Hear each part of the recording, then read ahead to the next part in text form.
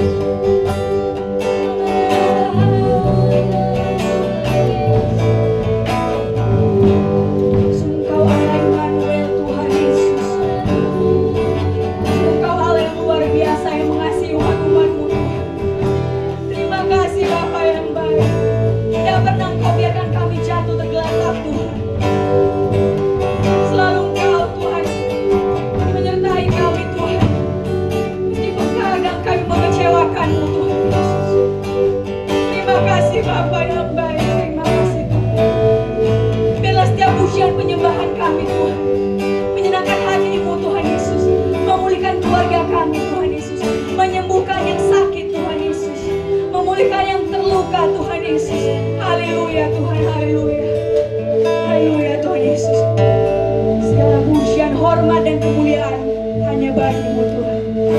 Amin. Shalom, saudara yang terkasih di dalam nama Tuhan kita Yesus Kristus. Senang berjumpa kembali dengan saudara di dalam ibadah Raya Minggu kedua di bulan Juli 2020. Semua karena anugerah Tuhan, semua oleh karena kasih setia Tuhan. Tuhan menjagakan kita keluar dan masuk, Tuhan menolong kita untuk melalui hari-hari di dalam kehidupan kita sehari-hari. Hari ini mari siapkan hatimu untuk mendengarkan firman Tuhan. Kita semua bersatu di dalam doa. Bapa kami dalam surga, pada saat ini kami datang di hadapan-Mu Tuhan dengan penuh hormat.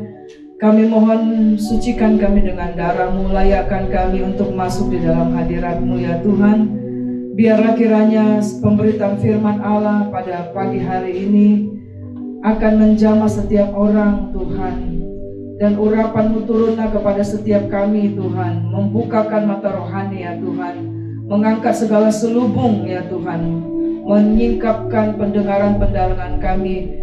Biarlah kiranya hati pikiran kami semua yang mendengarkan firman Allah fokus dan Roh Kudus memberikan pengertian yang baru, menjamah setiap hati kami ya Tuhan. Hati yang haus dan lapar Engkau curahkan Tuhan Yesus.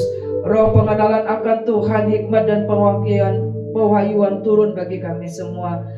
Tutup bungkus Tuhan, kiranya Tuhan Yesus dari rumah-Mu yang kudus ini akan keluar pengajaran dan membangunkan jemaat Tuhan, setiap orang yang mendengarkannya. Dalam nama Yesus kami berdoa dan syukur, haleluya, amin. Saudara yang terkasih di dalam nama Tuhan kita Yesus Kristus, di dalam 2 minggu pemberitaan firman Allah, saudara mungkin sudah mendengarkan bagaimana kita harus mengenal siapa Allah yang kita sembah, dan bagaimana kita mengenal Allah, bagaimana Tuhan berbicara kepada setiap orang dengan 1-2 cara, dan itu selalu Dia berkata tidak hanya 1-2 kali saudara. Intinya adalah saudara, kasih Tuhan itu luar biasa bagi kita semua umat manusia, dan neraka itu bukan tempat yang Tuhan berikan supaya manusia ciptaan yang segambar dengan Dia ada di neraka. Tapi Tuhan berkata bahwa yang kukehendaki adalah pertobatan ya. Nah hari ini saudara, kita akan belajar bahwa betapa pentingnya kita melihat, mengenal Allah bukan hanya kita sendiri. Kita tidak mau ketika kita selamat kita hanya sendiri, tapi seisi keluarga kita. Seperti Yosua katakan, aku dan seisi keluargaku, aku akan datang menyembah Tuhan. Dan betapa penting kita mengenal Tuhan secara pribadi, dan kita juga harus memperkenalkan, mengajarkan nilai-nilai kekekalan kerajaan Allah kepada generasi kita. Saudara yang terkasih dalam nama Yesus, tema kita pada hari ini adalah Lost Generation. Tadi saudara sebelum kami berangkat ke rumah Tuhan, membaca satu tulisan di media massa yang berkata demikian. Satu hal yang sedang ditakutkan terjadi pada masa pandemi COVID ini, adanya hilangnya generasi saudara. Kenapa saudara? Dikatakan dari generasi yang produktif, generasi muda yang produktif, 80% itu ada di dunia pendidikan ya. Itu makanya kenapa pemerintahan Indonesia memperlakukan begitu ketat tentang masa perlakuan new normal yang baru untuk generasi muda saudara. Karena mereka adalah orang-orang yang nantinya akan meneruskan tongkat estafet di dalam kenegaraan ini, dan merupakan tongkat estafet di dalam juga pemberitaan Injil saudara. Tetapi kita lihat pada saat ini saudara, bahkan nanti kalau kita belajar dari kitab Lukas pasal 17 ayat 20 sampai dengan 37 saudara, Tuhan mengingatkan kita melalui Dia mengajarkan itu kepada muridnya ketika Dia ada di dunia. Kalau kita tidak mengenal Tuhan, kalau kita menganggap sepele, maka kita sendiri juga akan terhilang, dan generasi kita selanjutnya juga akan terhilang, saudara. Ya, kita akan baca terlebih dahulu dalam kitab Lukas 17 ayat 20 sampai dengan 37. Kedatangan kerajaan Allah. Atas pertanyaan orang-orang Farisi, apabila kerajaan Allah akan datang, Yesus menjawab katanya, kerajaan Allah datang tanpa tanda-tanda lahiriah. Juga orang tidak dapat mengatakan, lihat ia ada di sini atau ia ada di sana, sebab sesungguhnya kerajaan Allah ada di antara kamu. Dan ia berkata kepada murid-muridnya, akan datang waktunya kamu ingin melihat satu daripada hari-hari Anak Manusia itu, dan kamu tidak akan melihatnya. Dan orang akan berkata kepadamu, lihat ia ada di sana, lihat ia ada di sini, jangan kamu pergi ke situ, jangan kamu ikut. Sebab sama seperti kilat memancar dari langit yang satu ke ujung langit yang lain, demikian pula lah kelak halnya Anak Manusia pada hari kedatangannya. Tetapi ia harus menanggung banyak penderitaan dahulu, dan ia ditolak oleh angkatan ini. Dan sama seperti terjadi pada zaman Nuh, demikian pula lah halnya kelak pada hari-hari Anak Manusia. Mereka makan dan minum, mereka kawin dan dikawinkan, sampai kepada hari Nuh masuk ke dalam bahtera. Lalu datanglah air bah dan membinasakan mereka semua. Demikian juga seperti yang terjadi di zaman Lot. Mereka makan dan minum, mereka membeli dan menjual, mereka menanam dan membangun. Tetapi pada hari Lot pergi keluar dari Sodom, turunlah hujan api dan hujan belerang dari langit dan membinasakan mereka semua. Demikianlah halnya kelak pada hari di mana Anak Manusia menyatakan dirinya. Barang siapa pada hari itu sedang di peranginan di atas rumah dan barang-barangnya ada di dalam rumah, janganlah ia turun untuk mengambilnya. Dan demikian juga orang yang sedang di ladang, janganlah ia kembali. Ingatlah akan istri Lot. Barang siapa berusaha memelihara nyawanya, ia akan kehilangan nyawanya. Dan barang siapa kehilangan nyawanya, ia akan menyelamatkannya.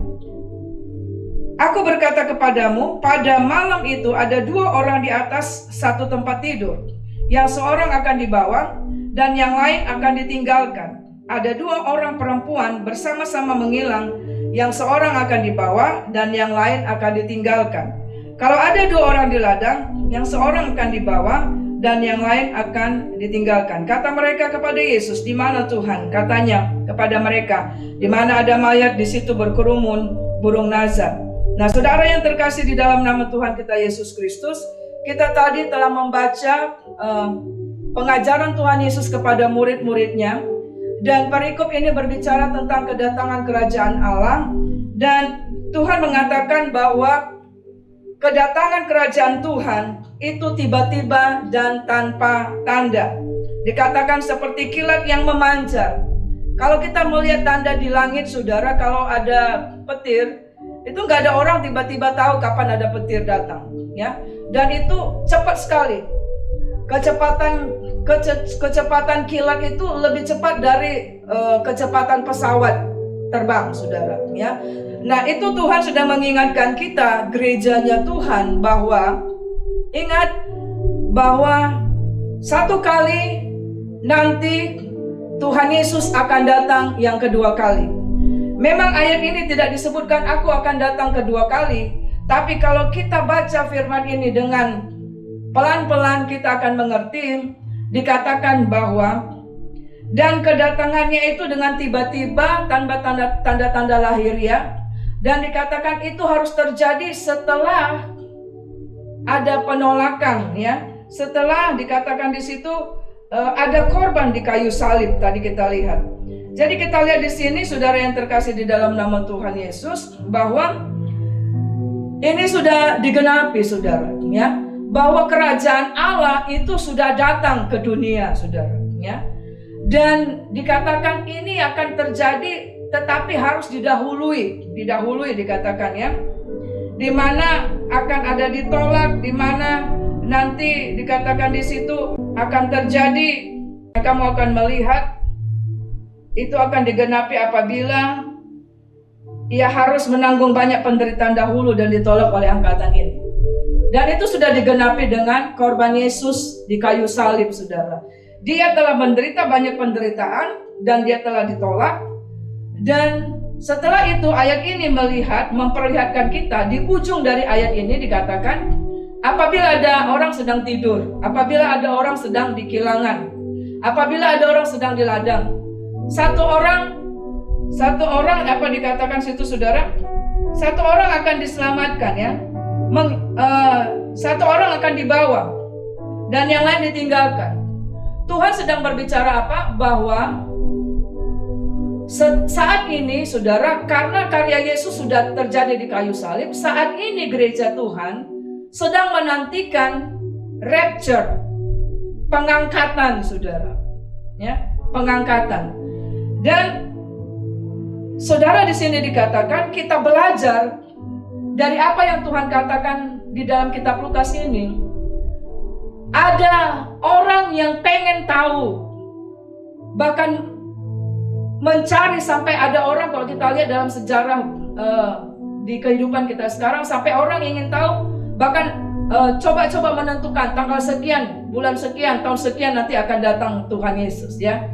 Ingin mencari tahu sampai sedetil kapan kedatangan Tuhan yang kedua kali. Tapi ada juga seperti dalam kisah ini, orang Farisi, orang ahli Taurat saudara, ingin bertanya kepada Tuhan, kapan engkau akan datang kembali? Kapan kerajaan Allah itu akan datang kembali? Dan mereka bertanya itu bukan karena benar-benar rindu akan kedatangan Tuhan. Bahkan mereka menolak karena Tuhan berkata, saat ini sudah datang kerajaan Allah di antaramu. Yesus sedang ngomong kepada orang Farisi bahwa aku sudah datang, tapi engkau menolak, dan nanti akan ada datang yang berikut, kedatangan yang kedua. Jadi ada orang yang ingin tahu kedatangan Tuhan yang kedua kali, tetapi bukan benar-benar ingin mempersiapkan diri tentang kedatangan Tuhan, tetapi hanya ingin mencari pengetahuan dan ingin menyerang balik saudara apa yang dia peroleh. Makanya tidak heran di dunia media massa, saudara akan melihat ada banyak orang-orang yang mencomot-comot ayat Alkitab tanpa mengerti dan akhirnya salah saudara, yang menyesatkan orang banyak ya. Dan saudara yang terkasih, kita lihat di sini Tuhan Yesus mengingatkan kita di dalam masa-masa kita menantikan kedatangan Tuhan yang kedua kali. Tuhan mengingatkan kita bahwa saudara, ternyata ada sifat manusia yang tidak berubah saudara. Dikatakan seperti zaman Nuh, seperti zaman Lot, demikian juga terjadi pada hari-hari anak manusia. Di sini Tuhan sedang berbicara bahwa sifat manusia itu tidak berubah, bahkan menjelang kedatangan Tuhan yang kedua kali. Bahkan dia sudah melihat begitu banyak tanda-tanda, dia sudah mendengar begitu banyak tentang pemberitaan firman Allah untuk berjaga-jaga, tapi sikapnya tidak peduli, tidak ingin mengenal Allah secara dalam, tidak ingin melakukan firman Allah dengan sungguh-sungguh saudara. Kalau kita lihat di zaman Nuh saudara, di situ kita lihat saudara, di mana sebelum terjadi air bah saudara, itu Nuh itu memberitakan supaya orang-orang di zaman Nuh itu bertobat saudara ya. Tetapi kita lihat tidak ada satupun yang mau mendengar saudara. Tetapi kita lihat Nuh dan seisi keluarganya itu selamat saudara, masuk ke dalam bahtera ya, yang lainnya binasa semua. Dan Tuhan katakan seperti zaman Lot juga. Di zaman Lot juga saudara, ternyata saudara, walaupun di situ ada Lot di kota Sodom dan Gomora, tetapi hidupnya tidak berdampak saudara ya. Dan kita lihat saudara, tidak ada yang diselamatkan. Bahkan kalau kita lihat kisah Lot saudara, baik Lot, istrinya, anaknya, bahkan nanti kita lihat keturunannya itu saudara, itu tidak selamat saudara. Nah, ketika kita baca firman Tuhan ini, Tuhan mengingatkan kita, apa itu sifat manusia yang tidak berubah karena tidak peduli karena tidak mau mengenal Allah, tidak mau melakukan firman-Nya. Ada 4 saudara yang saya catat kalau kita baca dalam perikop itu, yaitu saudara yang pertama, manusia itu super sibuk saudara ya.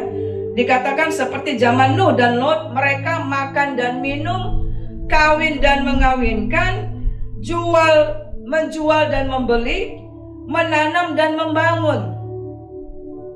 Dan ingat firman Tuhan beberapa waktu yang lalu yang pernah kami sharingkan, itulah kondisinya di mana saudara, orang tahu akan kedatangan Tuhan, tetapi mereka sibuk dengan pekerjaan mereka yang ada di dunia ini, sehingga lupa bahwa hidup ini tidak selamanya di dunia ini. Lupa mempersiapkan bahwa akan ada pengangkatan gereja, bahwa akan ada penghakiman, ya. Super sibuk.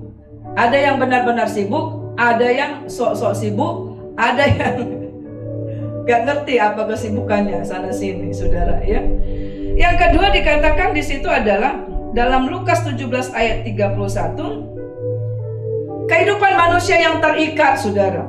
Dan terutama yang terikat di sini adalah masalah harta benda, saudara. Kalau kita lihat Lot juga, saudara, tidak selamat. Karena apa, saudara? Hatinya terikat dengan harta benda. Dia melihat ke belakang, saudara. Dan kita lihat juga, saudara, ada banyak orang yang tidak bisa beribadah, yang mengatakan aku nggak sempat untuk berdoa, aku nggak sempat baca firman, karena dia terikat dengan kesibukannya, terikat dengan harta bendanya. Misalnya dia terikat dengan gamesnya, dengan gadgetnya, dengan Instagramnya, dengan segala macam, sehingga saudara tidak punya waktu untuk mencari Tuhan, saudara. Ya. Dan di situ dikatakan, makanya Tuhan katakan dalam Lukas 17 ayat 31, kalau kamu sedang ada di ladang, jangan kembali ke rumah. Kalau kamu sedang ada peranginan di atas, misalnya terjadi kedatangan Tuhan, jangan turun ke bawah. Apa contohnya, saudara? Kalau pada saat ini, saudara, ya, semiskin-miskinnya orang pada saat ini pasti semua punya handphone. Betul nggak, saudara ya? Dan handphonenya bahkan satu orang bisa 2, ya kan? Satu lagi untuk yang tidak private number, satu lagi yang untuk umum, nggak tahu lah ya. Nah, kalau kita pergi misalnya pada saat ini adalah sudah normal, kalau engkau pergi dalam perjalanan ke gereja, engkau lupa Alkitab, kira-kira engkau balik apa tidak? Tapi kalau engkau ketinggalan handphone, kemana saja? Balik atau bagaimana, saudara? Kita pasti balik, ya kan? Nah, itu sebenarnya uji bahwa terikat, saudara. Kalau misalnya mobilmu ditaruh di gang, terus ternyata di situ ada orang usil, kemudian dia sabet itu sengaja dari depan sampai belakang, mobilmu baru, ya kan? Kira-kira gimana, saudara? Ya. Kalau misalnya ibu-ibu di rumah engkau punya porselen, punya keramik yang mahal-mahal, entah didatangkan dari Cina. Dulu sempat demam ibu-ibu mengkoleksi keramik ya, yang cantik-cantik. Kemudian ada anakmu, mungkin anak itu masih kecil, sedang belajar jalan, tiba-tiba dia nyenggol. Kira-kira engkau lebih sayang kepada keramikmu yang dari Cina atau kepada anak itu? Itu uji. Ternyata, saudara, kita nggak sadar terikat di situ. Dan ini yang Tuhan sedang bilang itu. Sedang orang ada dalam peranginan, dia akan turun ke bawah mencari. Ya. Lihat orang, misalnya ada kebakaran, saudara. Kenapa dia nangis? Dia pengen masuk menerobos, ingin diambilnya di situ, betul nggak, saudara? Iya kan? Nah, kemudian sifat yang ketiga adalah dikatakan manusia itu kompromi dengan dosa. Sudah tahu firman Tuhan, tahu saudara, tetapi kompromi dengan dosa. Contoh, makanya ayat firman Tuhan dikatakan ingatlah akan istri Lot, ya. Jelas sekali nanti kita akan belajar tentang istri Lot, yaitu Lot walaupun dia adalah ponakan Abraham, dia mengenal firman Tuhan. Dia tahu firman Tuhan, tapi kita lihat saudara, pada waktu sebelum Allah membinasakan Sodom dan Gomora, malaikat Allah diturunkan berjumpa dengan keluarga ini, ya. Dan kota Sodom, makanya sekarang saudara kalau dengar sodomi itu dari Alkitab saudara, ya. Jadi luar biasa Alkitab saudara, ya. Ilmu pengetahuan kata-katanya diambil dari Alkitab saudara. Dan orang-orang dikatakan dalam, saudara nanti silakan baca dalam kitab Kejadian, ya. Dalam Kejadian 19, ya. Di situ dikatakan dikatakan luar biasa saudara. Seluruh laki-laki di kota Sodom, seluruh laki-laki datang menuju rumahnya Lot karena ada malaikat Tuhan. Jadi malaikat Tuhan waktu itu dia datang dalam rupa pria yang tampan. Ya, namanya ada hadirat Tuhan pasti tampan. Langsung ser-ser itu laki-laki sekota Sodom. Dan ayat itu dikatakan pintu rumahnya itu mau didobrak saudara. Tetapi malaikat itu tarik dia dalam kisah itu. Tetapi dia keluar, dia katakan, ada anakku perempuan nih, 2 orang. Silakan pakai saudara. Berarti di mana nilai kekudusan yang telah diterima oleh Lut saudara, ya. Dan nanti akhirnya kita lihat nilai itu tertanam kepada anaknya. Dia akhirnya perzinahan dengan anaknya saudara, ya. Dan itu yang dikatakan manusia kompromi dengan dosa. Apakah demikian juga di zaman akhir ini menjelang kedatangan Tuhan? Pasti kita akan melihat, iya saudara, ya. Misalnya saudara, ya, kita tahu itu dosa, tapi kita melakukan. Tuhan bilang, janganlah kamu mencari pasangan yang tidak seimbang, yang tidak di dalam Tuhan. Tahu, tapi karena bulu mata palsunya yang panjang, lupa dengan alasan nanti ku bawa dia. Macam mana kau bawa dia kepada Tuhan? Ketika kamu memilih dia tidak di dalam Tuhan saja, kamu sebenarnya gak di dalam Tuhan. Mengerti ya anak muda? Dan akhirnya masuklah di dalam nikah rumah tangga yang berantakan saudara, ya. Kompromi dengan dosa. Kemudian contohnya lagi adalah firman Tuhan bilang di dalam kitab Pengkhotbah, yaitu apa? Jangan gerakkan birahi sebelum waktunya. Itu di Pengkhotbah di Kidung Agung dikatakan. Tetapi saudara, kita lihat zaman sekarang, anak-anak muda sebelum married sudah dapat master dulu dia. Married by accident, MBA. Ya. Dan itu kisah nyata. Apakah seperti itu? Iya, saudara, itu kisah nyata, saudara. Sehingga saudara, pernikahan dianggap tidak sakral lagi, saudara, ya. Dan tanpa sadar, saudara, ketika dimulai dengan itu, banyak orang tidak tahu itulah awal kenapa nanti berkat Tuhan tertutup dalam nikah rumah tangga, tertutup dalam pelayanan. Karena Tuhan katakan tanpa kekudusan engkau tidak melihat Allah. Kemudian yang berikut adalah yang sifat manusia yang tidak berubah bahkan sampai sekarang saudara, yaitu manusia yang egosentris, ya. Di situ dikatakan barang siapa menyelamatkan diri. Kita lihat dalam kisah itu dikatakan kalau ada orang yang sedang tidur, satu dibawa, terangkat, satu tinggal. Itu bicara apa, saudara? Itu bicara yang penting gue selamat. Suamiku, anakku bodo amat kalau dia nggak mau ke gereja, biarin aja. Matilah dia situ, kan gitu. Ya. Nah, saudara, kemudian dikatakan ada orang yang sedang menghilang. Itu berbicara orang sedang bekerja, ya kan? Ada orang sedang di ladang, itu berbicara orang juga sedang bekerja. Artinya di lingkungan di mana kita berada. Dikatakan satu terangkat, satu di bawah, satu tinggal.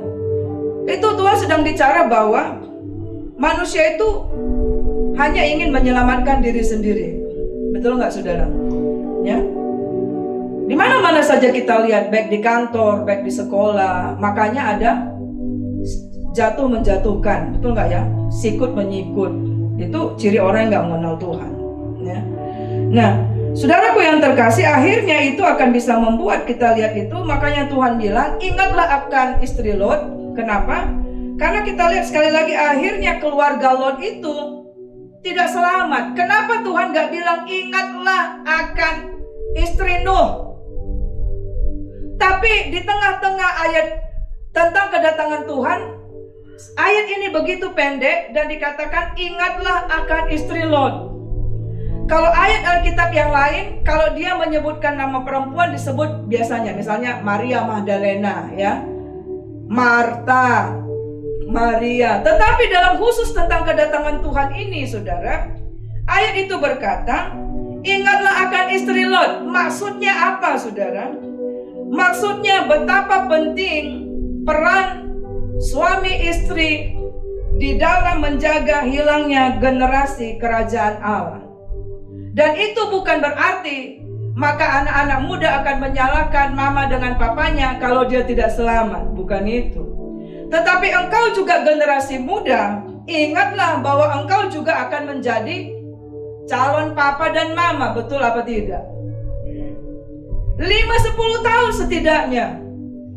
Enggak lah, lebih 5-7 tahun kita perpendek. Ya. Engkau akan menjadi ayah dan ibu. Tetapi saudara, kita lihat sekali lagi Tuhan mengingatkan orang begitu cuek tentang masalah kerajaan Allah, saudara, untuk dirinya maupun untuk keluarganya. Tadi pagi saudara saya ikut menara doa bersama dengan teman-teman yang ada di dunia yang maksudnya bukan di dunia yang lain.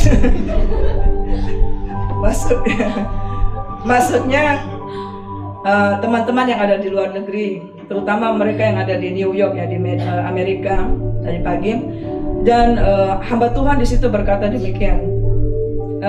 Banyak orang-orang tua di sana, saudara, mereka tidak bisa menjelaskan tentang Kristus, tentang keselamatan kepada generasinya, kepada anak-anaknya. Dia minta sama pendeta itu, ya udah, kamu ngomong sama anakku. Orang tua nggak bisa ngerti. Nah, bagaimana orang tua akan bisa menyampaikan nilai kekekalan kalau dia juga tidak mengerti tentang nilai kekekalan? Dan saya pikir itu bukan hanya terjadi di Amerika. Di Indonesia pun banyak seperti itu, saudara. Ya, kalau kita lihat apalagi di tempat pelayanan kita di tempat ini, di gereja Sidang Jemaat Allah Kados, pelayanan kita bagi anak-anak yang di pinggir rel, anak-anak yang di daerah-daerah kumuh, saudara, itu banyak generasi-generasi yang mama papanya, walaupun mereka sebut dirinya Kristen, saudara, ya, satu terbang ke utara, satu terbang ke selatan, anak-anak dibiarin, ya. Dan saudara, bagaimana kita akan melihat hidup kita ke depan, saudara, ya. Nah, saudaraku yang terkasih, kita mau belajar di sini bagaimana menjaga supaya jangan terjadi hilangnya generasi kerajaan Allah di dalam masa kedatangan Tuhan yang kedua kali menjelang kedatangan Tuhan. Sekali lagi di tengah ayat itu, di dalam Lukas 17 itu saudara, satu ayat di situ dikatakan ingatlah akan istri Lot. Nah, bagaimana istri Lot? Tadi saya katakan istri Lot ya, sengaja disebut namanya istri Lot. Artinya dia istri, tapi disebutkan juga Lot. Jadi ada peran ayah, ada peran ibu. Ya, di dalam menjaga supaya generasi tidak hilang. Di dalam Kejadian 19 ayat 15, sebelum Lot dan keluarga keluar dari Sodom dan Gomora, saudara, malaikat Tuhan berkata kepada Lot, dia katakan esok Sodom dan Gomora ini akan dihancurkan, ya. Sebab itu bawalah keluargamu, bawa seluruh keluargamu yang ada di kota ini supaya keluar dari tempat ini dan diselamatkan. Tapi kita lihat saudara, siapa yang dia bawa?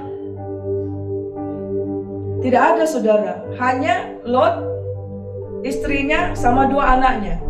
Nah, ketika Lot sedang ngomong nih kepada calon mantunya, saudara, kalau saudara akan baca dalam kitab Kejadian 19 itu, saudaraku, ya, menantunya itu, calon menantunya itu menganggap Lot itu sedang mengolok-ngolok. Artinya apa? Bercanda, gak percaya. Itu makanya kenapa Abraham ketika berdoa bagi Sodom dan Gomora supaya tidak dibinasakan, 10 orang pun tidak didapat. Lot, istrinya, 2 anaknya. Jadi bertahun-tahun dia ada di kota itu. Istrinya pasti ada dong keluarganya di situ, ya kan?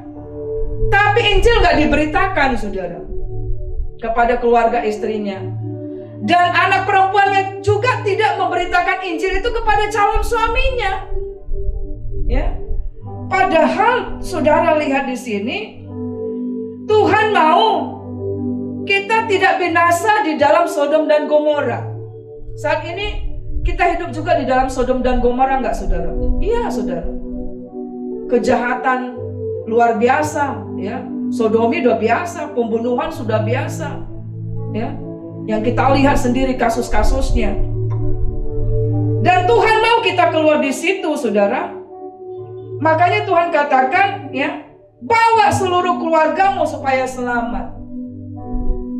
Intinya adalah, saudara, ayo kita jangan sampai kita ada teman sama-sama tidur, sama-sama ada di rumah, tapi nggak selamat, saudara. Yang kedua kita lihat di sini bagaimana supaya menjaga tidak hilang generasi adalah dalam Kejadian 19 ayat 16. Tuhan bilang melalui malaikatnya, jangan berlambat-lambat ya. Jangan berlambat-lambat keluar dari Sodom dan Gomora. Karena akan turun api itu. Tapi kita lihat saudara, Lot istrinya dan anak-anaknya itu berlambat-lambat saudara. Sehingga sampai malaikat Tuhan itu harus memegang tangan mereka semua saudara, untuk menarik mereka keluar supaya cepat saudara. Nah, kadang-kala kita juga seperti itu bukan saudara? Kita berlambat-lambat untuk mengenal Tuhan. Kita berlambat-lambat untuk mau keluar dari lingkungan dosa kita. Kita berlambat-lambat untuk maju lebih dalam pengenalan akan Tuhan. Dalam beberapa minggu ini ada kasus yang terjadi, saudara, di mana mungkin saudara ada mengikuti, ya. Ada orang yang luar biasa Tuhan tolong dalam pertobatannya, saudara, kejahatan yang luar biasa, tapi dia bertobat. Tapi karena dia setelah keluar di dalam masa penjaranya, dia tidak keluar dari lingkungan yang membuat dia jatuh dalam dosa. Dia balik lagi, saudara. Akhirnya dia terjerat lagi dengan dosa yang sama, saudara. Ya. Nah, itu berbicara apa, saudara? Tuhan mau kita jangan berlambat-lambat untuk keluar dari dosa kita, keluar dari Sodom dan Gomora, keluar dari Mesir, dari kehidupan yang lama, untuk masuk dalam hidup yang baru. Jangan berlambat-lambat, saudara. Karena tadi diingatkan firman Tuhan, kedatangan Tuhan itu seperti apa? Seperti kilat yang memanjat. Tidak ada seorang pun yang tahu, saudara. Kemudian yang ketiga adalah bagaimana untuk menjaga supaya jangan hilang, yaitu dalam Kejadian 19 ayat 17. Ketika tangan malaikat itu menuntun mereka dan akhirnya mereka keluar dari Sodom dan Gomora, masih dekat di situ. Tapi akhirnya tangan malaikat itu dilepaskan, saudara. Nah, yang ketiga adalah jangan lepaskan tuntunan Tuhan dalam hidupmu, dalam hidup keluargamu. Jangan hidup dengan kemauanmu sendiri, dengan keinginan hatimu sendiri, dan melepaskan tangan Tuhan yang memimpin hidupmu. Tetapi izinkanlah Tuhan, otoritasnya Tuhan, kasihnya Tuhan memimpin engkau sampai akhir kehidupanmu. Demikian juga di dalam keturunanmu. Yang keempat adalah dalam Kejadian 19 ayat 17. Malaikat Allah juga berkata demikian.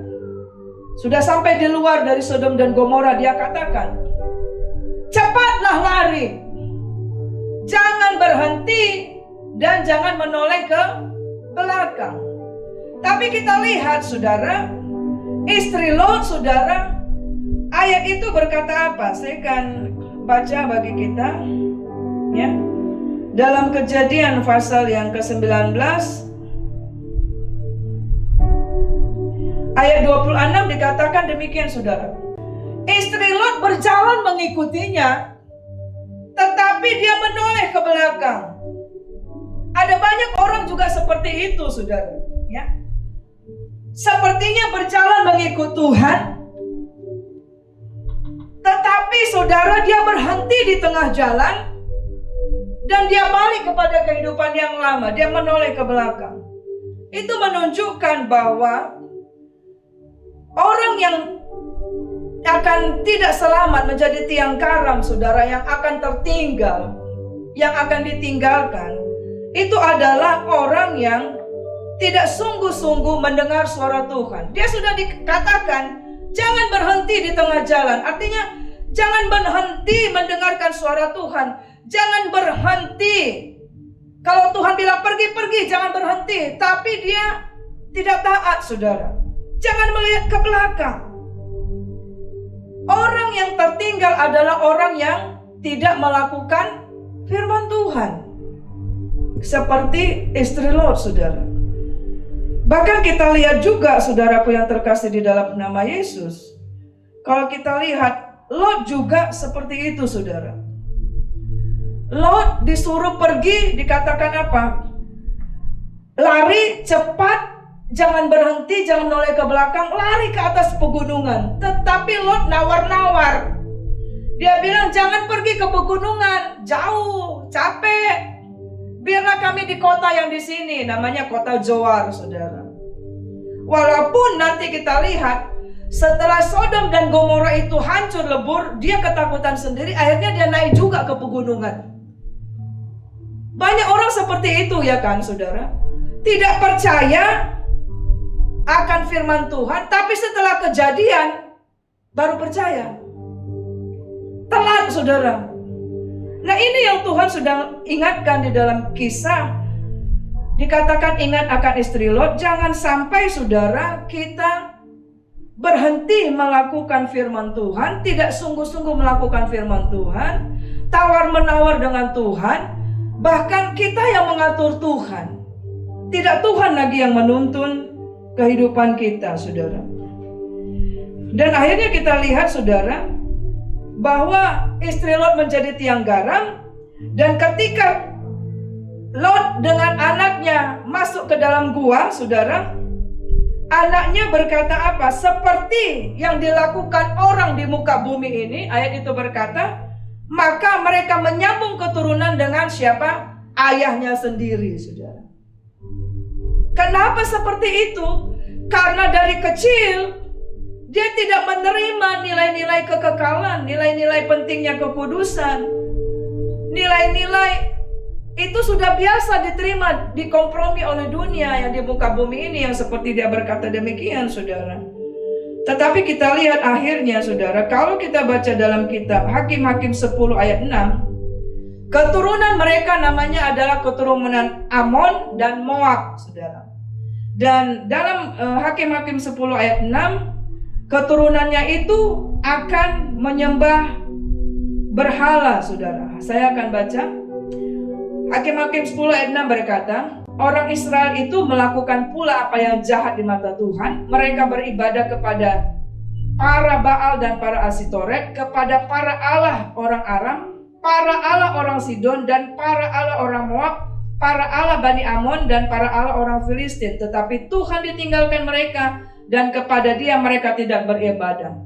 Keturunan daripada Nuh dengan anaknya adalah namanya keturunan Moab dan Amon. Dan saudara lihat, hilangnya generasi ini, kita lihat berakibat keturunan Amon dan Moab, saudara. Dikatakan di situ punya Allah yang lain. Ayat ini tegas berkata bahwa Tuhan telah ditinggalkan, bahwa mereka tidak beribadah kepada Tuhan. Ya. Bangsa Amon dan Moab tidak menyembah Allahnya Abraham lagi, tapi ada Baal-Baal yang lain. 2 Tawari 20 ayat 1 berkata, setelah itu Bani Moab dan Bani Amon datang berperang melawan Yosafat bersama-sama sepasukan orang Meonim. Kita lihat lagi, saudara, generasi yang hilang ini akhirnya, saudara, Bani Amon maupun Moab menjadi musuh Israel sepanjang masa, saudara. Alkitab mencatat. Ya. Dan di dalam kitab Ulangan 23 ayat 3 dikatakan demikian. Seorang Amon atau seorang Moab janganlah masuk jemaat Tuhan, bahkan keturunannya yang ke-10 pun tidak boleh masuk jemaat Tuhan sampai selama-lamanya. Apa maksudnya? Akhirnya, saudara, kita lihat generasinya hilang. Di situ katakan gak boleh masuk ke dalam jemaat Tuhan. Nah, saudaraku yang terkasih, di sini kita belajar bahwa pentingnya kita memperkenalkan Allah bagi generasi kita. Ya. Anak-anak muda juga harus mempersiapkan dirimu penuh dengan firman Tuhan, supaya nanti engkau akan siap menjadi kepala rumah tangga yang takut akan Allah. Para anak-anak perempuan juga yang sudah dewasa pada saat ini, engkau juga akan menikah, tetapi engkau juga akan membimbing anakmu di dalam pengenalan akan Allah. Dan ikut itu dimulai dari sekarang, saudara. Ya. Pentingnya memperkenalkan Allah bagi generasi muda bagaimana, saudara? Tidak ada yang lain, adalah diantaranya adalah mesbah doa pribadi dan keluarga. Jadi di dalam rumah tangga itu harus ada mesbah doa, di mana suami, istri, dan anak bersama-sama berdoa pagi dan malam membaca firman Tuhan berganti-gantian. Tetapi tidak cukup, juga pribadi anak-anak juga harus punya mesbah doa secara pribadi. Hari Senin yang lalu di dalam mesbah doa, menara doa, saudara sudah mendengarkan betapa Tuhan rindu untuk setiap orang akan mengenal Dia secara pribadi. Ya. Kita akan baca dalam kitab Yosua 1 ayat 8. Apa dikatakan di sana? Janganlah engkau lupa memperkatakan kitab Taurat ini, tapi renungkanlah itu siang dan malam, supaya engkau bertindak hati-hati sesuai dengan segala yang tertulis di dalamnya. Sebab dengan demikian perjalananmu akan berhasil dan engkau akan beruntung. Saudara lihat di sini firman Tuhan, ketika ada mesbah doa kita memperkatakan. Jadi firman Tuhan itu ketika kau baca firman itu perkatakan, bukan diam-diam, perkatakan, ya. Dan di situ dikatakan diperkatakan dan direnungkan, ya. Maka di situ dikatakan engkau akan bertindak hati-hati sehingga perjalananmu berhasil dan beruntung, saudara. Menjaga kita sehingga kita akan bisa terangkat, malah sangkakala akan berbunyi. Yang berikut adalah jangan lupa untuk memberikan warisan kekekalan di dalam keturunan kita, saudara. Yaitu dalam bentuk apa? Keteladanan hidup yang kekal. Kita akan baca dalam kitab 2 Timotius pasal 1 ayat 5. Sebab aku teringat akan imanmu yang tulus ikhlas, yaitu iman yang pertama-tama hidup di dalam nenekmu Lois dan di dalam ibumu Eunike, dan yang aku yakin hidup juga di dalam dirimu. Saudara lihat, iman yang timbul di dalam neneknya Timotius namanya Lois, kemudian itu tumbuh di dalam ibunya Eunike, dan akhirnya iman itu muncul kepada Timotius, saudara. Jadi betapa penting, saudara, iman itu, pengenalan akan Allah itu diturunkan. Bukan hanya secara teori, tapi keturunan kita, keturunan engkau dan saya akan melihat itu di dalam apa, saudara? Keteladanan hidup kita. Kalau engkau berkata, "Anakku, ayo pergi ke gereja." Tapi bapaknya hanya mengantarnya di mulut gereja, kemudian dia pergi. Kira-kira anaknya akan bilang apa, saudara? Bapak aja nggak gereja, gitu ya. Kok suruh-suruh kami sekolah minggu? Tapi banyak kan gitu, banyak, saudara. Ya, jangan merokok anakku, ya kan? Tapi dilihatnya bapaknya satu hari 2-3 bungkus, saudara. Bagaimana engkau bisa menyeberangkan firman, saudara? Jangan marah-marah anakku, ya kan? Tapi bapaknya kalau marah, tembok pun hancur, kan gitu. Iya, saudara, ya. Saya pernah konseling orang, dan dia katakan, dia kasih contoh, tunjuk fotonya, dinding tempat dia berada itu jebol, saudara. Wah, ngeri ya. Nah, saudaraku yang terkasih, kita lihat juga dalam kitab Ulangan 6, ya. Ulangan 6 ayat 5-8 berkata apa, saudara? Kasihilah Tuhan Allahmu dengan segenap hatimu dan dengan segenap jiwamu dan dengan segenap kekuatanmu. Apa yang kuperintahkan kepadamu pada hari ini haruslah engkau perhatikan. Haruslah engkau mengajarkannya berulang-ulang kepada anak-anakmu. Saudara lihat, dikatakan harus, wajib, ya, mengajarkan berulang-ulang. Jadi kalau misalnya kita bilang, "Nak, baca Alkitab." Satu kali dia belum, ulang lagi besok. "Nak, berhenti marah." Cukup, ya kan? Sekali enggak. Terus dikatakan berulang-ulang, ajarkan. Dan dikatakan dan membicarakannya. Jadi bukan hanya diajar, tapi dibicarakan apabila engkau duduk di rumah. Apa yang bapak dan ibu sedang bicarakan ketika duduk bersama-sama dengan anak. Kemudian dikatakan apabila engkau sedang dalam perjalanan. Apabila engkau berbaring dan apabila engkau bangun. Sebelum tidur, apa yang engkau pikirkan, saudara? Pada waktu bangun, apa yang engkau pikirkan? Dan di sini dikatakan pola itu harus kita ajarkan kepada keturunan kita, ya. Contohnya, saudara, di dalam perjalanan, contohnya, saya pernah ajar sama anak saya begini. Ketika kita dalam perjalanan, kita tidak bisa kita menutup mata. Misalnya di depan kita itu orang dengan baju I can see everything, ya kan?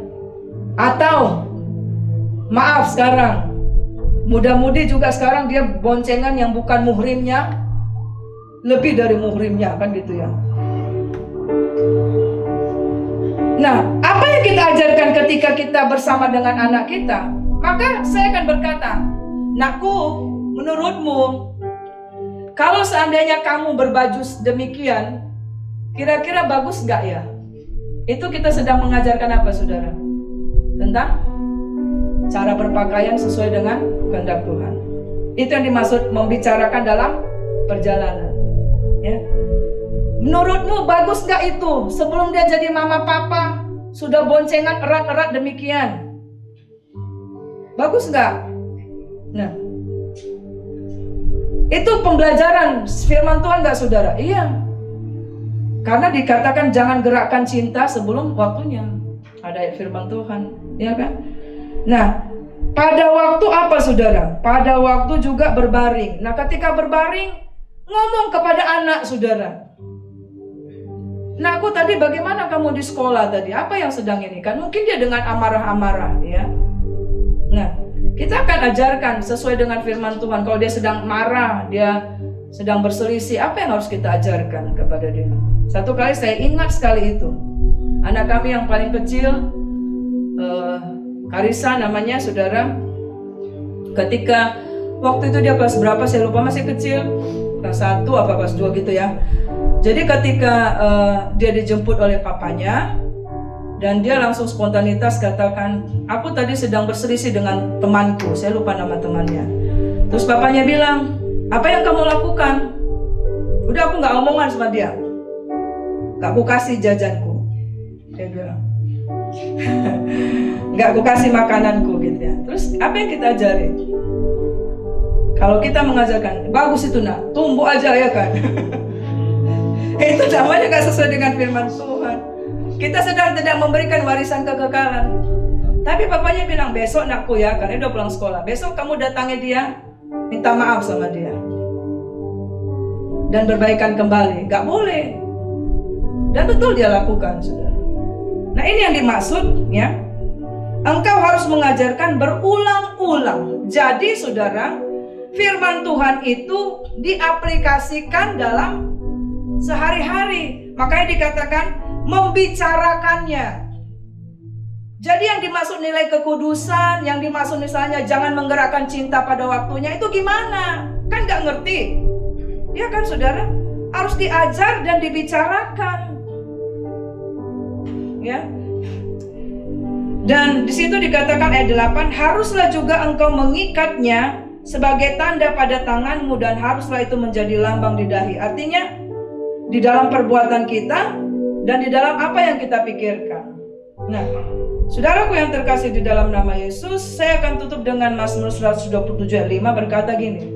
Berbahagialah orang yang telah membuat penuh tabung panahnya dengan semuanya itu. Ia tidak akan mendapat malu apabila ia berbicara dengan musuh-musuh di pintu gerbang. Artinya saudara, kalau engkau ingin ke depan, anak-anak muda, engkau ingin mempunyai keturunan yang akan membuat engkau berbahagia, atau kita yang sudah berkeluarga, anak-anak kita nanti dia akan tidak mempermalukan kita, dikatakan di sini ya, tidak kita mendapat malu di masa tua. Itu dikatakan buatlah penuh tabung rohani mereka, tabung kehidupan mereka dengan semuanya itu. Semuanya apa? Di dalam pengenalan takut akan Tuhan, membicarakannya, mengajarkannya berulang-ulang, saudara. Mengingatkan dia, jangan terikat dengan apapun yang ada di dunia ini. Mengingatkan dia bahwa akan ada masa di mana Tuhan Yesus akan datang dengan tiba-tiba yang kedua kali menjemputnya. Supaya dia juga, supaya anak kita itu juga, keturunan kita akan memperoleh keselamatan, saudara. Ya, jangan ada yang tertinggal. Nah, saudara, itu makanya di dalam akhir-akhir zaman ini, kalau saudara melihat di dalam media sosial, terutama yang di YouTube atau di mana channel-channel itu, ada banyak mereka yang mengalami Tuhan secara pribadi. Dia diberikan penglihatan tentang adanya surga dan neraka. Kenapa saudara? Karena ayat tadi itu, sampai juga kedatangan Tuhan, sudah diceritakan juga ada firman Tuhan, gak mau berubah. Ya. Nah oleh sebab itu saudaraku yang terkasih, kita sudah baca dari dalam kitab Lukas 17 tadi. Ingatlah saudara, sekarang ini gereja Tuhan sedang menanti rapture, kedatangan Tuhan yang kedua kali, pengangkatan, yaitu bertemu Tuhan di awan-awan, saudara. Maka dikatakan dalam 1 Tesalonika, kalau kita masih hidup seperti ayat tadi itu, maka kita akan dirubah sekejap mata, kita akan terangkat dengan tubuh kemuliaan berjumpa dengan Tuhan Yesus. Dan kalau kita tidak di dalam Tuhan, tidak siap menanti kedatangan Tuhan, terikat, kompromi dengan dosa, terikat dengan keinginan duniawi, saudara.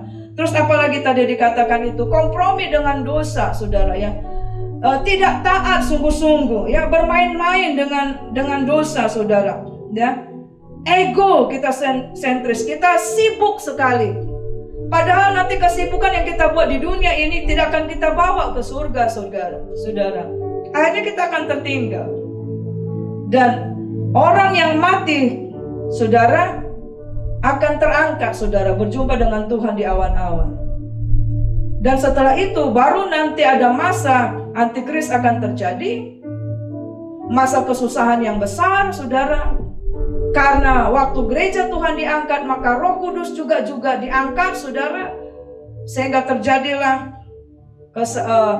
kesusahan yang luar biasa. Kita tidak ada lagi yang menolong, karena yang menghiburkan kita, yang menguatkan kita, yang menolong kita adalah Roh Kudus. Tetapi pada masa itu, saudara, pada masa antikris itu, maka saudara, kita tidak ada pertolongan lagi. Dan akan sangat sukar orang seperti itu akan untuk bertobat lagi. Karena tugas Roh Kudus adalah menginsafkan akan dosa. Jadi jangan sampai masuk di dalam masa kesusahan besar itu. Nah, setelah masa itu, saudara, maka gereja Tuhan nanti akan memerintah. Tuhan akan datang ke bumi, dan itulah yang dikatakan menjejakkan kaki. Seperti engkau melihat dia naik ke surga, maka dia akan juga menjejakkan kaki di tempat yang sama, saudara. Dan terjadilah peperangan dengan iblis dan kerajaannya, dan mereka dihanguskan, saudara. Dan itu yang sedang dinantikan oleh gereja Tuhan. Dan itu yang Tuhan katakan, bahwa kedatanganku itu seperti kilat yang memanjang. Mari jemaat Tuhan, jangan kita terlalu sibuk dengan apa yang kita lakukan di dunia ini, sehingga kita lupa memberi waktu untuk bersekutu dengan Tuhan. Jangan kita terikat dengan apapun yang kita sedang nikmati, dengan apapun yang Tuhan berikan bagi kita. Jangan terikat tentang itu, saudara, ya. Supaya Tuhan akan melakukan kehendaknya dalam hidup kita. Dan jangan kompromi dengan dosa, saudara. Jangan menoleh ke belakang. Jangan berhenti di tengah jalan dalam mengikut Tuhan, saudara. Supaya kita akan terangkat. Dan Tuhan mau supaya kita juga membawa seluruh keluarga kita diselamatkan. Jangan sampai ada generasi kita yang tidak terbawa, saudara, ya. Saudaraku yang terkasih dalam nama Yesus, mari renungkan firman Tuhan yang engkau dengar pada hari ini. Katakan kepada Tuhan, jangan kiranya aku seperti keluarga Lot, Tuhan. Biarlah kiranya aku sebagai kepala keluarga bisa berperan sebagai imam, bisa membawa keluargaku dalam pengenalan takut akan Allah. Kalau suamimu belum berperan seperti itu, berdoa buat dia. Kalau engkau pria, maka engkau berdoa dan jadilah imam bagi keluargamu. Jadilah pemimpin keluarga yang takut akan Allah. Dan katakan, jangan aku seperti istrinya Lot, Tuhan. Aku berhenti di tengah jalan untuk melupakan mendidik anak-anakku, untuk menjembatani kehidupan. Jangan aku lupa memberikan kehidupan di dalam nikah rumah tanggaku dengan memberikan nilai-nilai kekekalan. Dan kalau engkau anak-anak, katakan, jangan aku seperti anak-anaknya Lot, Tuhan. Tetapi saudara, mari engkau juga belajar dalam hidup ini untuk mengenal Tuhan secara pribadi. Karena setiap orang lahirnya pribadi, enggak, saudara? Lahirnya pribadi, sendiri-sendiri. Waktu kita mati, matinya bareng-bareng atau sendiri-sendiri? Sendiri-sendiri, saudara. Artinya menghadap Tuhan, mempertanggungjawabkan semua dalam kehidupan kita secara sendiri. Kita nggak bisa nyalakan orang tua. Kalau kita masuk neraka nggak bisa, karena firman Tuhan bilang ada firman Tuhan, ya. Nah, saudara, mari kita akan berdoa untuk keluarga besar kita di GSJ Akados, untuk bangsa dan negara ini, keluargamu, ya, saudara-saudaramu, supaya semua diselamatkan. Kita akan bernyanyi satu lagu bersama-sama, dan setelah itu kita akan berdoa. Mari kita akan renungkan firman Tuhan.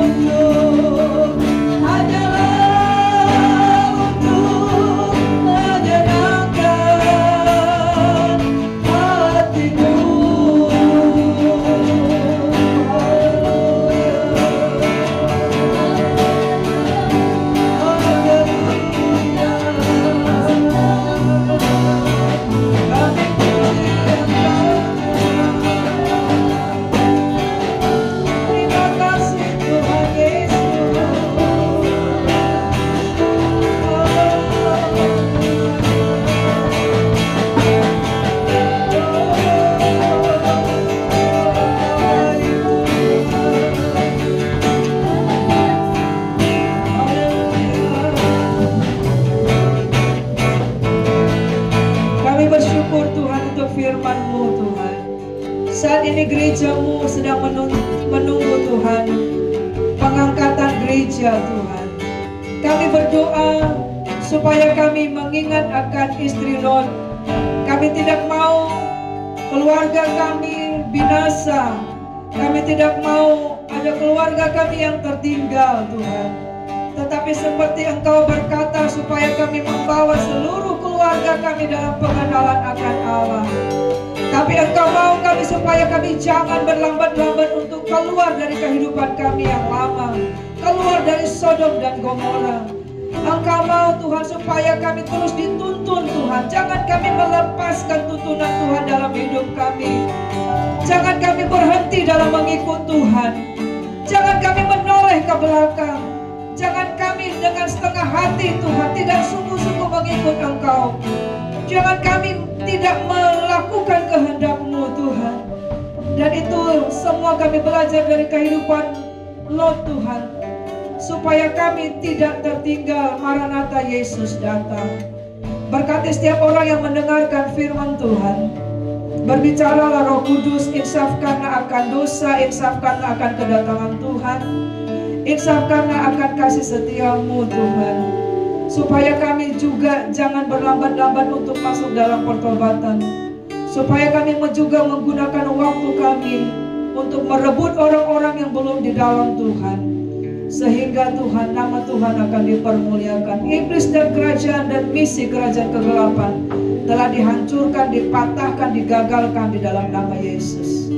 Terima kasih untuk firman-Mu. Tolong para pria untuk menjadi pria-pria yang takut akan Allah, menjadi kepala rumah tangga, bahkan akan menjadi kepala rumah tangga yang takut akan Allah, yang hidup dalam kekudusan, yang membawa keluarganya dalam pengenalan akan Allah.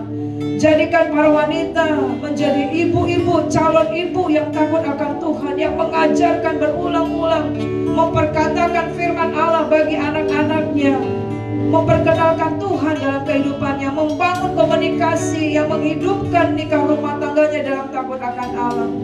Tuhan, tolong juga anak-anak yang tumbuh di dalam, yang hadir dalam setiap pernikahan. Ada banyak anak-anak yang terbuang, ada banyak anak-anak yang terhilang di pinggir-pinggir jalan Tuhan, di tempat-tempat yang tidak baik, yang ditinggalkan, yang penuh dengan duka lara. Kami berdoa buat mereka Tuhan, pulihkan hati mereka Tuhan, pulihkan mereka Tuhan, supaya mereka mengenal Kristus, dan juga supaya orang tua juga bertobat dari jalan-jalan yang jahat. Dan kami berdoa supaya jangan ada perceraian, jangan ada kegagalan dalam nikah rumah tangga umat-Mu Tuhan, yang menimbulkan duka yang dalam setiap generasi-generasinya Tuhan Yesus.